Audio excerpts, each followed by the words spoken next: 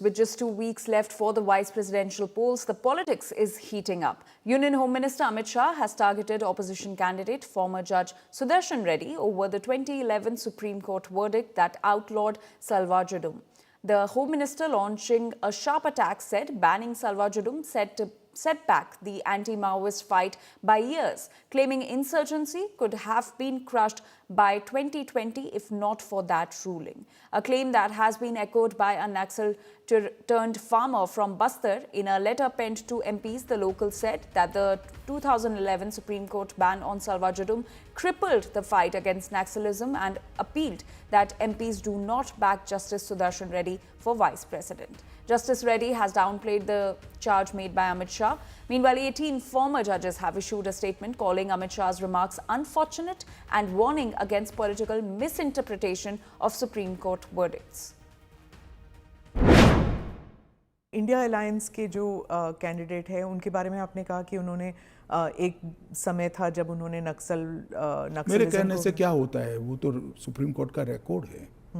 सलवा जुडम को इन्होंने खारिज कर दिया।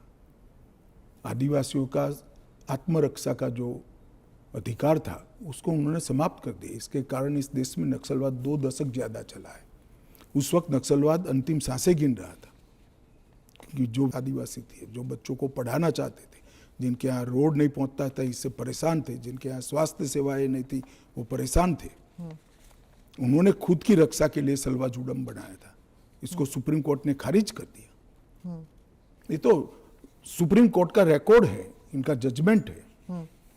और इसके बाद जो स्कूल तबाह हो गए थे नक्सलियों के कारण, वो स्कूलों में सीआरपीएफ और सुरक्षा बल बैठे थे। रातों रात एक ऑर्डर करके सबको बाहर कर दिया। कई जगह हमले हुए सुरक्षा बलों पर। ये दोनों जजमेंट, इसका जवाब श्री सुदर्शन रेड्डी से ज्यादा राहुल गांधी ने देना चाहिए कि उन्होंने क्यों पिक किया। जी, मैं तो मानता हूं यही क्राइटेरिया रहा होगा नक्सल को सपोर्ट करने के लिए। नहीं, वामपंथी विचारधारा। और ये जजमेंट से निश्चित रूप से नक्सल प्रोटेक्ट हुए हैं।